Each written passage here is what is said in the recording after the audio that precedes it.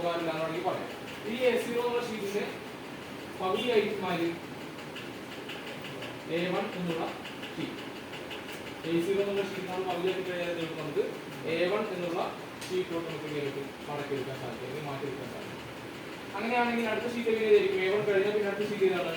A2 ആണ് അല്ലേ? അപ്പൊ A2 എന്ന് പറഞ്ഞു കഴിഞ്ഞാൽ A1 എന്ന് പറയുന്ന ഷീറ്റിന്റെ പകുതിയാണ്. A1 എന്ന് പറയുന്ന ഷീറ്റ് നമ്മൾ പകുതിയായിട്ട് കഴിഞ്ഞാൽ നമുക്ക് എന്ത് കിട്ടും? കാണുന്ന A2 എന്നുള്ള ഷീറ്റ് നമുക്ക് എന്ത് ചെയ്യും? A2നെ വീണ്ടും നമ്മൾ എന്ത് ചെയ്യണം? മുറിച്ചു കഴിഞ്ഞാൽ നമുക്ക് എന്ത് കിട്ടും?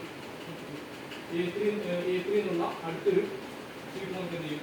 കിട്ടും. അങ്ങനെ ഓരോ ഷീറ്റും നമ്മൾ എന്ത് ചെയ്യണം? അങ്ങനെ മുറിച്ച് അതായത് ഓരോ പകുതിയാക്കി ഏരിയ വെച്ച് നമ്മൾ എന്ത് ചെയ്യണം? ഇങ്ങനെ കട്ട് ചെയ്ത് വരുന്ന പേപ്പറാണ് ഇങ്ങനെ A0 മുതൽ A1, A2, A3, A4 എന്ന് പറഞ്ഞ് ക്ലാസിഫൈ ചെയ്തിരിക്കുന്നത് അല്ലേ. നമ്മൾ ഇതിൽ ഏറ്റവും ഒരു പേപ്പർ കോമൺ ആയിട്ട് ഉപയോഗപ്പെടുത്താറുണ്ട്. ഇത് ഒരു പേപ്പർ മാത്രം ഞാൻ എല്ലാ സമയങ്ങളിലും പലപ്പോഴും ഉപയോഗപ്പെടുത്താം. ഏത് പേപ്പറായിരിക്കും സാധാരണ ഉപയോഗപ്പെടുത്തുന്നത്? A4 ഷീറ്റ് എന്ന് പറയുന്ന പേപ്പർ എന്ത് ചെയ്യാറുണ്ട്? നമ്മൾ പല കാര്യത്തിലും പ്രിന്റിംഗ് ചെയ്യാനായിട്ടോ പല കാര്യത്തിലും എന്ത് ചെയ്യാറുണ്ട്? ഉപയോഗപ്പെടുത്താറുണ്ട്. പക്ഷെ നമ്മുടെ കേസിൽ നമ്മൾക്കായിട്ട് പരിചയമുള്ള പേപ്പർ അല്ലെങ്കിൽ നമ്മൾ വരയ്ക്കാൻ ഉപയോഗിക്കുന്ന പേപ്പർ ഏതാണെന്ന് ചോദിച്ചാൽ നിങ്ങൾ പറയേണ്ടത് A2 പേപ്പർ ആണെന്ന് പറയണം. അതല്ലാതെ ഇതിൽ ഏറ്റവും ചെറിയ ഷീറ്റ് സ്റ്റാൻഡേർഡ് ആയിട്ട് വരുന്ന ഡ്രോയിങ് ഷീറ്റുകളിൽ ഏറ്റവും ചെറിയ ഷീറ്റ് ഏതാണെന്ന് ചോദിച്ചാൽ നമുക്ക് പറയാം A4 പേപ്പർ ആണെന്ന് പറയാൻ പറ്റും. അതെല്ലാം വലുത് ഏതാണെന്ന് വെച്ച് കഴിഞ്ഞാൽ നമുക്ക് എന്ത് പറയാൻ പറ്റും? A0 ആണെന്ന് പറയാം. അപ്പൊ സാധാരണ ചോദിക്കുക നമുക്ക് ഈ സൈസാണ് ചിലപ്പോൾ തരാറ്. ചിലപ്പോൾ ചോദ്യത്തിൽ ഈ കാണുന്ന രീതിയിൽ എന്ത് വരും? ആ സൈസുകൾ നമുക്ക് എന്ത് ചെയ്യാറുണ്ട്? തരാറുണ്ട്. എന്നിട്ട് ചോദിക്കും ഇതിൽ ഏതാണ് A2ന്റെ സൈസ് അല്ലെങ്കിൽ സ്റ്റാൻഡേർഡ് ഡ്രോയിങ് ഷീറ്റ് ഇതിൽ ഏതാണ് ചോദിക്കും. അപ്പൊ നമ്മൾ എന്ത് ചെയ്യണം?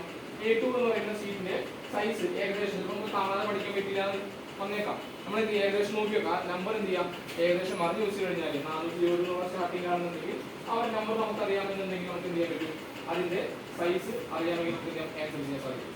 അപ്പൊ ചിലപ്പോൾ ചോദിക്കാൻ മുൻ പരീക്ഷകൾ ചോദിച്ചിട്ടുള്ളത് A4 ഷീറ്റ് അല്ലെങ്കിൽ A4ന്റെ പേര് പറയില്ല 210 എന്ന് പറഞ്ഞാൽ ഏത് ഷീറ്റാണ് എന്നാണ് ചോദിച്ചിരുന്നത്. അപ്പൊ അങ്ങനെയാണ് നമുക്ക് എന്താ പറയുന്നത്? A4 ഷീറ്റ് ആണ്. ഇത്രയൊക്കെയാണ് പാർട്ട് A. ഇതൊക്കെ പാർട്ട് A വരുന്ന ഭാഗമാണ്. അതായത് ഈ പറയുന്ന സംഭവങ്ങൾക്ക് പാർട്ട് A ഓരോ മാർക്കുള്ള ചോദ്യങ്ങളൊക്കെ ചോദിക്കാറുണ്ടെന്നാണ് ഉദ്ദേശിക്കുന്നത്.